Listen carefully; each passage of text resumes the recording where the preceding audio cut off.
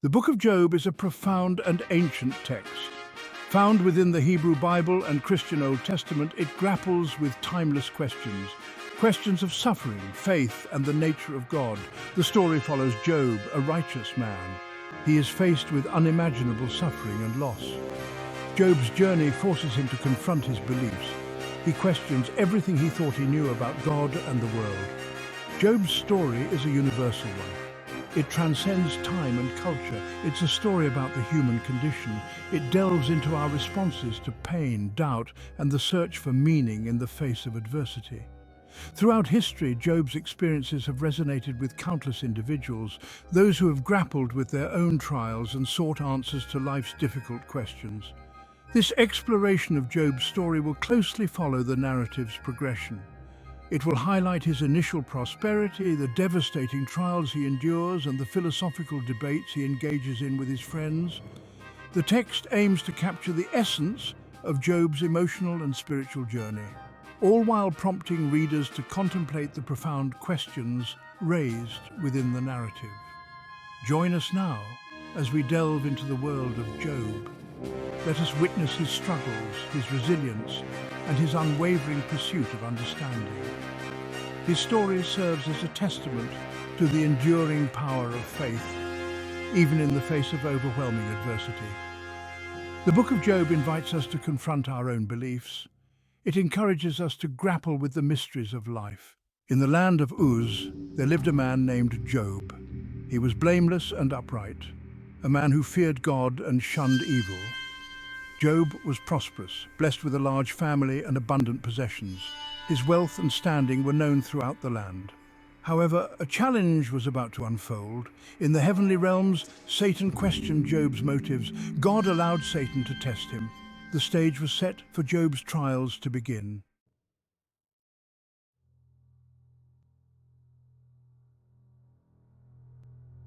One day, disaster struck Job's life with terrifying speed.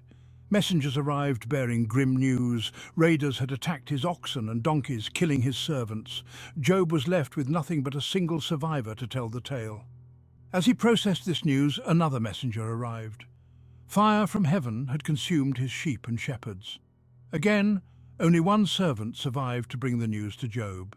He had barely begun to comprehend the magnitude of his loss when a third messenger arrived, his face etched with fear. This time the Chaldeans had stolen Job's camels, slaying his servants. The pattern of devastation was relentless. Job was being stripped of his worldly possessions one by one. The final blow came with the arrival of the fourth messenger. A great wind had struck the house where his children were feasting, causing it to collapse. All of his sons and daughters were dead. In a single day, Job's world had been shattered. Everything he had worked for, everything he loved, was gone.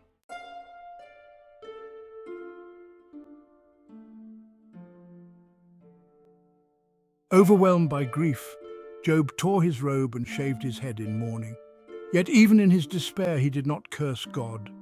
"Naked I came from my mother's womb, and naked I will depart," he declared. "The Lord gave and the Lord has taken away. May the name of the Lord be praised." Job's faith, though shaken to its core, remained intact. He acknowledged God's sovereignty over life and death. He refused to blame God for his suffering. News of Job's unwavering piety reached Satan in the heavenly realms. Enraged and disbelieving, Satan challenged God further. He argued that Job's faith was superficial, based solely on his comfort and prosperity. "Strip him of his health," Satan taunted, "and he will surely curse you to your face." God, still confident in Job's integrity, allowed Satan to afflict him with painful sores. However, he forbade Satan from taking Job's life. The test of faith was entering a new, more excruciating phase.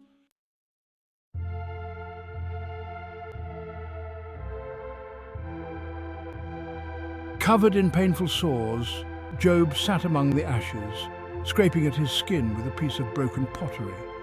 The physical pain mirrored the anguish in his soul. His wife, overwhelmed by their shared suffering, urged him to curse God and die. But Job refused to waver. "Shall we accept good from God and not trouble?" he asked her. Even in his agony, he clung to the belief that God was just, even when his ways were beyond human comprehension. Job's unwavering faith, despite unimaginable suffering, served as a stark contrast to his wife's despair. Word of Job's trials spread far and wide. 3 of his friends, Eliphaz the Temanite, Bildad the Shuhite, and Zophar the Naamathite, journeyed from afar to comfort him. They had heard of his great losses and the terrible affliction that had befallen him.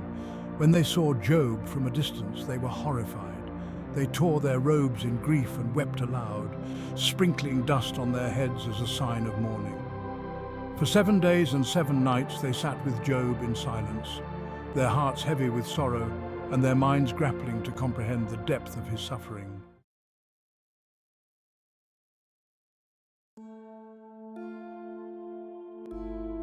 The silence, though well-intentioned, was broken by Job's lament. He cursed the day he was born, his words heavy with despair and a longing for death. His friends, moved by his anguish, finally spoke. They believed that Job's suffering must be a punishment for hidden sin. Eliphaz, the oldest and most respected of the 3, spoke first. He recounted a vision he had received, emphasizing God's justice and the fleeting nature of human life. He suggested that Job's suffering, though severe, was a form of discipline from a loving God. Eliphaz urged Job to repent of any hidden sin and seek God's forgiveness. He believed that by humbling himself, Job could find restoration and healing. His words, though meant to comfort, carried an implicit accusation. Bildad and Zophar echoed Eliphaz's sentiments. They recounted stories of God's justice and the consequences of wickedness. They reminded Job of God's power and the importance of submission to his will. Their words, though rooted in their understanding of God, failed to grasp the depth of Job's innocence and the complexity of his suffering.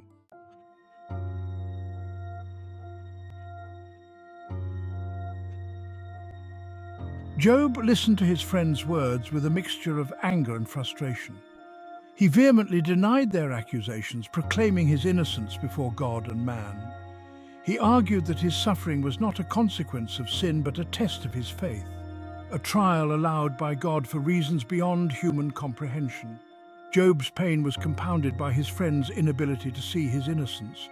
Their words, meant to console, only deepened his isolation and despair. He felt betrayed by their judgment and longed for someone who could understand the depths of his suffering. Despite his anguish, Job clung to the belief that God would ultimately vindicate him. He yearned for an audience with God, a chance to plead his case and understand the purpose behind his trials. Job's faith, though shaken, had not been extinguished. He refused to curse God even when tempted by his wife and condemned by his friends. Job's story, even in these early chapters, reveals the raw and honest struggle of faith in the face of unimaginable suffering. It raises profound questions about the nature of God, the problem of evil, and the limits of human understanding.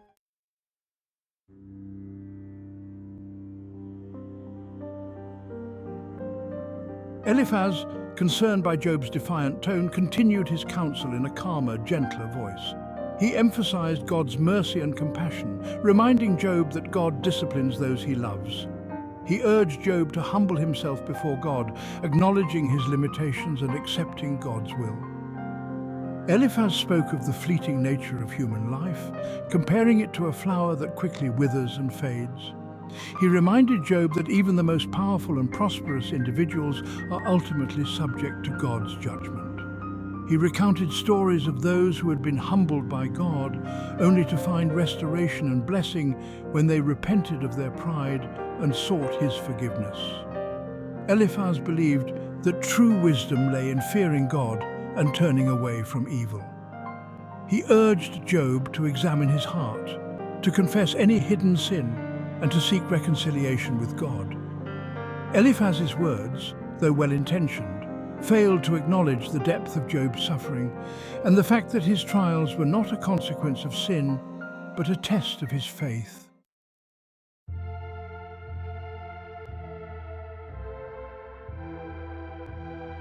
Job, weary from his physical pain and the weight of his friends' accusations, responded with a mixture of despair and defiance. He acknowledged the brevity of life, but argued that his suffering was disproportionate to any wrongdoing. He felt like a prisoner trapped in his own body, longing for death as a release from his torment. Job questioned God's justice, wondering why the wicked often prosper while the righteous suffer. He felt abandoned by God, his prayers seemingly unanswered. Job's words, though filled with anguish, revealed a deep longing for God's presence and a desire to understand the purpose of his suffering. He challenged his friends to provide evidence of his supposed sin, to justify their accusations. He yearned for someone to acknowledge his innocence, to see the injustice of his situation. Job's pain was compounded by the feeling that he was not only suffering, but also being unjustly condemned. Despite his despair, Job held on to a glimmer of hope. He believed that God, in his own time, would reveal the truth and vindicate him. Job's faith, though tested to its limits, remained a flicker in the darkness of his suffering.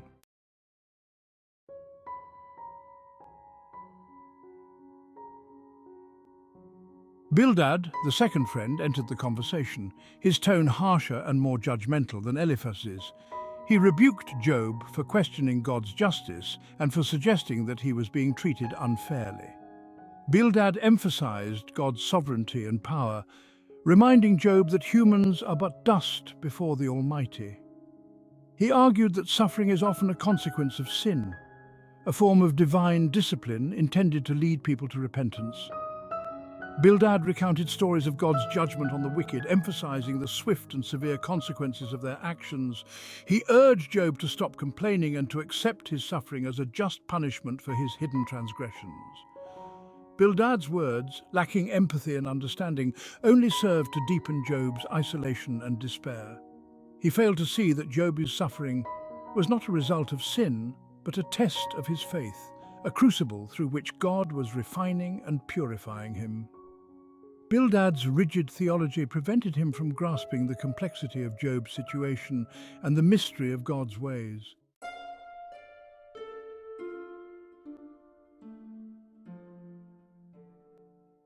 Job, wounded by Bildad's accusations, responded with a passionate defense of his innocence. He compared his friends to unreliable streams that dry up in the summer heat, offering no true comfort or support. Job longed for God to speak to him directly, to answer his questions and to vindicate him. He felt like a lone wild donkey, hunted and pursued without mercy. Job's words painted a vivid picture of his physical and emotional torment, his body racked with pain, his spirit crushed by grief and the weight of false accusations. Despite his suffering, Job refused to curse God. He clung to the belief that God was just, even when his ways seemed inscrutable. Job's unwavering faith in the face of unimaginable adversity stands as a testament to the enduring power of the human spirit.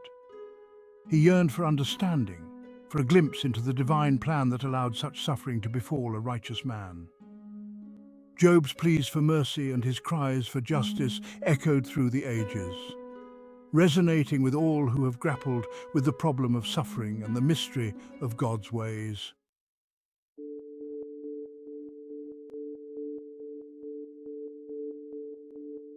Zophar, the third friend, joined the conversation, his words dripping with scorn and condemnation.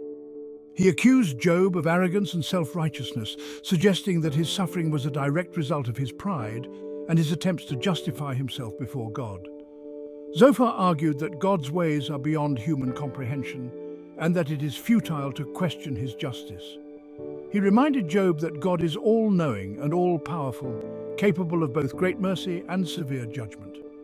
He urged Job to repent of his supposed sins, to humble himself before God, and to accept whatever punishment was deemed necessary. Zophar's words, lacking compassion and understanding, only served to deepen Job's sense of isolation and despair. He failed to see that Job's suffering was not a consequence of sin, but a test of his faith, a crucible through which God was refining and purifying him. Zophar's rigid theology prevented him from grasping the complexity of Job's situation and the mystery of God's ways.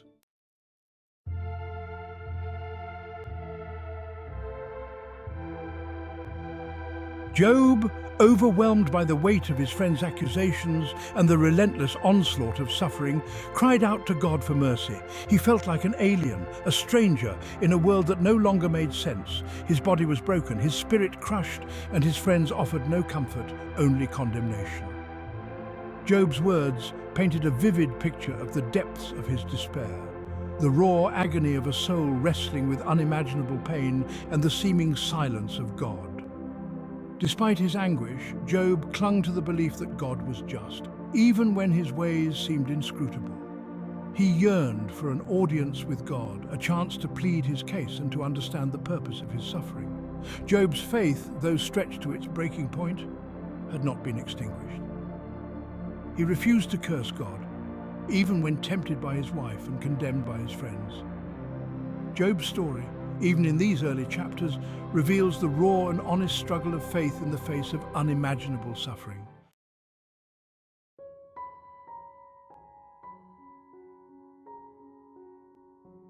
Job, weary of his friend's accusations and his own ceaseless suffering, shifted his focus. He acknowledged the awesome, undeniable power of God. He recognized that arguing with the Almighty was futile, like a man arguing with his Creator. Job understood the vast chasm between humanity and God. He compared himself to a mere worm, insignificant and powerless before the grandeur and might of the divine. Yet even in his acknowledgement of God's power, a flicker of defiance remained. Job questioned why God, with all his might, would choose to focus on him, a mere mortal. Why single him out for such relentless suffering? His words, though tinged with despair, hinted at a deep-seated belief in a God who noticed even the smallest, most insignificant creatures. Job, despite his pain and confusion, still clung to the belief that God was just. However, he struggled to reconcile this belief with the reality of his own undeserved suffering. He yearned for an explanation, a glimpse into the divine reasoning behind his torment.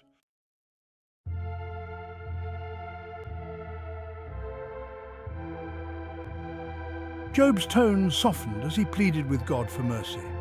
He argued that his lifespan, already shortened by suffering, was but a breath compared to God's eternal existence. He questioned God, asking if his suffering brought any pleasure to the Almighty. Despite his pain, Job recognized his own mortality. He knew his time on earth was finite, a brief flicker in the grand scheme of eternity. He clung to the belief that his Redeemer lived, and that one day he would be vindicated.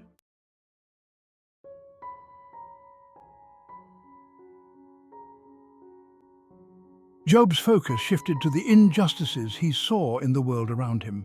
He argued that the wicked often prospered while the righteous suffered. He felt like a helpless prey, trapped and tormented by a force he could not comprehend or escape. Despite his pain and confusion, Job continued to cling to his faith. He held on to the belief that even in suffering, there was a purpose, even if it remained hidden from his understanding.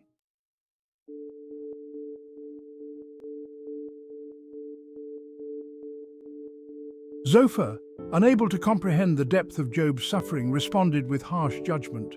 He accused Job of arrogance, suggesting that his suffering was a direct consequence of his pride. Zophar urged Job to repent, to confess his supposed sins, and to throw himself at God's mercy. Zophar's words only served to deepen the chasm between them. His inability to offer comfort highlighted the isolation and despair that Job felt.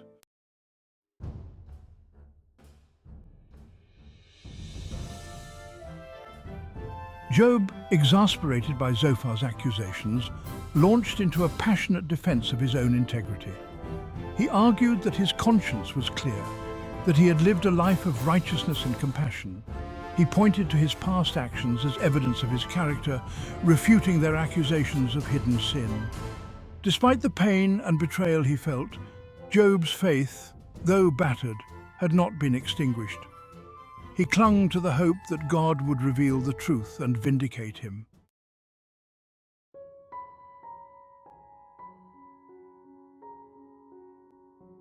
Job, his frustration mounting, questioned God's justice once more. He argued that God seemed to treat the righteous and the wicked with equal indifference. Job felt that God's justice was often indiscriminate and unpredictable. He wrestled with the seeming randomness of it all, the lack of clear consequences for evil. His faith, though shaken, still flickered, fueled by a desperate hope that God had a plan for his suffering.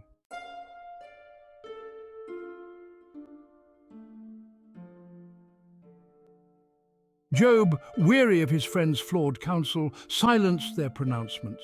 He yearned for a direct line to God, a chance to plead his case without their misguided interpretations. He believed in his innocence, his heart heavy with unspoken truths. Job acknowledged God's right to take his life, but refused to relinquish his integrity. He challenged his friends, accusing them of crafting their arguments to appease God. Job, though broken by grief and pain, possessed an unyielding spirit.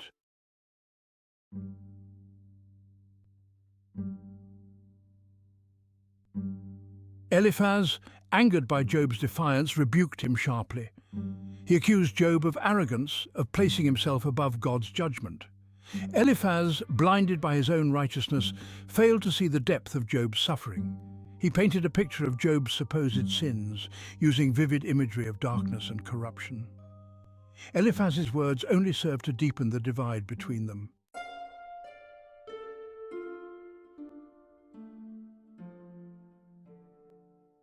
Job, wounded by Eliphaz's harsh words, lamented the betrayal of his friends. Their words, instead of balm on his wounds, felt like salt, intensifying his pain. He compared himself to a desert wanderer, parched and lost.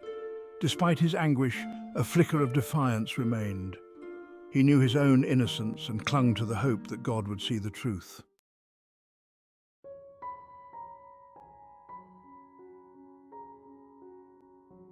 Job, despite his pain and the sting of betrayal, refused to relinquish his integrity. He declared his righteousness before his friends and before God. He challenged his friends to provide evidence of his supposed wrongdoing. Job, though broken in body, remained unyielding in spirit. He yearned for death, seeing it as a release from his torment. Yet even in his despair, he clung to the hope of vindication.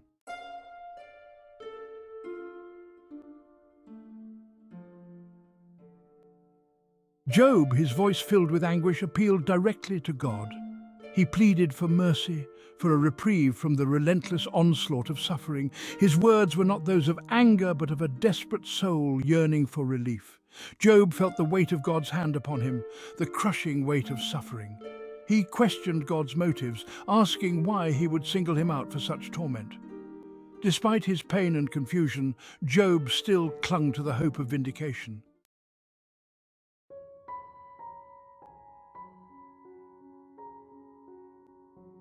Job, his spirit worn thin by suffering, felt the approach of death.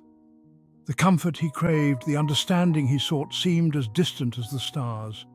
He turned his gaze upon his companions, his heart heavy with disappointment. Their words, meant to soothe, had become a source of fresh pain. Job recognized the futility of seeking solace from those who mistook his pain for punishment. He understood that true solace could only come from the one who held his life in his hands.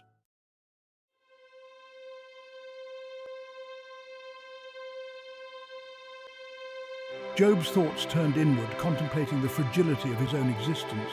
He envisioned his household, once filled with laughter, now shrouded in silence. His legacy, carefully built over a lifetime, seemed to crumble before him.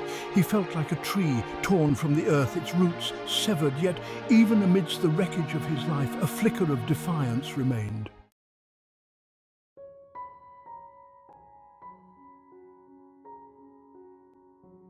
Bildad, unmoved by Job's heartfelt lament, responded with cold detachment. He spoke of the transient nature of human life, comparing it to a passing shadow.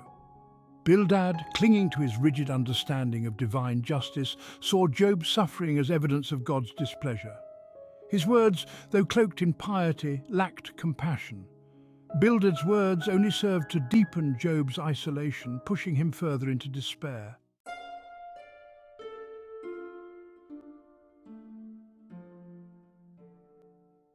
Job, weary of his companions' empty platitudes, turned his gaze heavenward.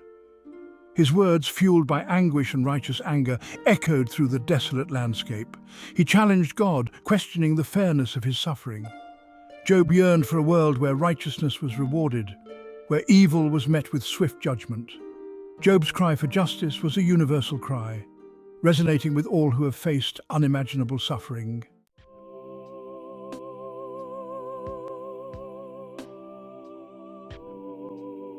Zophar, his face etched with disapproval, stepped forward, his voice dripping with judgment. He accused Job of arrogance, of daring to question the ways of the Almighty. Zophar, his vision clouded by his rigid interpretations, saw Job's suffering as a consequence of his supposed pride. He painted a vivid picture of the wicked, their fleeting prosperity followed by swift destruction. Zophar's words, lacking compassion, offered no solace to Job, only further condemnation.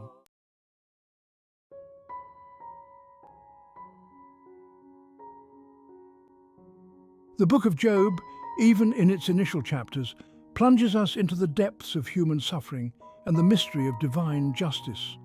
We witness Job's world crumble around him, his wealth, family, and health ripped away by forces beyond his control.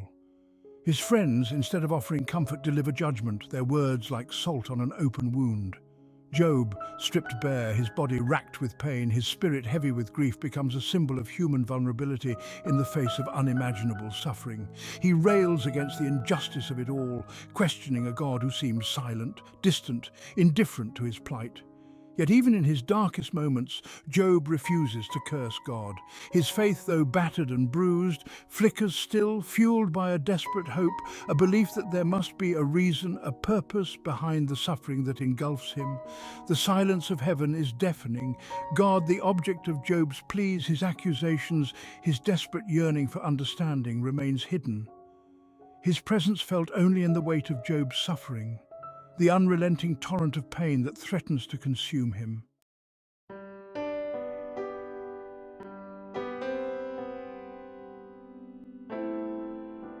Section 2. The Enduring Questions. Job's story, though ancient, resonates with a timeless power. His questions, born of unimaginable pain and loss, echo through the ages, mirroring the cries of countless souls who have grappled with the mystery of suffering, the seeming randomness of fate. Why do the righteous suffer? Why do the wicked prosper? Where is God in the midst of our pain, our loss, our confusion? These questions, as old as time itself, find no easy answers within the pages of Job's story. Instead, we are confronted with the raw, unfiltered agony of a soul wrestling with the silence of God, the seeming indifference of the universe.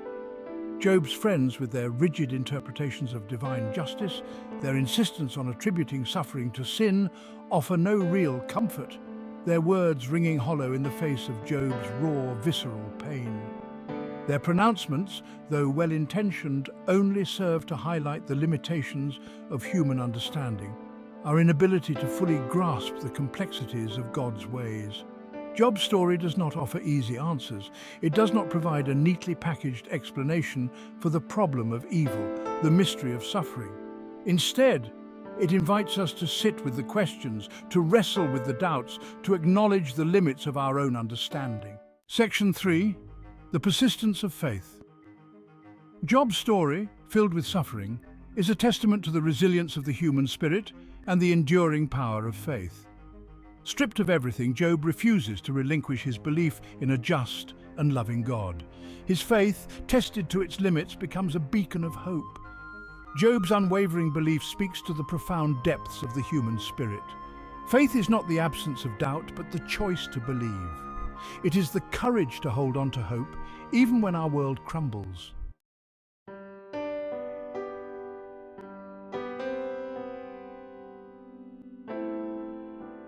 Section 4. The Mystery of Suffering. The book of Job does not pretend to offer a solution to the problem of suffering. It does not provide a neat and tidy explanation for why bad things happen to good people. Instead, it presents suffering as an intrinsic part of the human experience, a mystery that we may never fully comprehend. Job's story challenges us to move beyond simplistic explanations, to acknowledge the complexities of life, the interplay of free will, divine sovereignty, and the often unpredictable nature of the world we inhabit. It invites us to embrace humility, to acknowledge the limits of our own understanding. Job's suffering, though extreme, reflects the universal human experience of pain, loss, and the search for meaning in a world where suffering is an undeniable reality. It reminds us that we are not alone in our pain, that countless others have walked this path before us, their cries echoing through the ages. The Book of Job, rather than offering easy answers, encourages us to sit with the mystery, to embrace the questions, and to find solace not in pat answers, but in the unwavering belief that even in our suffering, we are held by a love that transcends our understanding.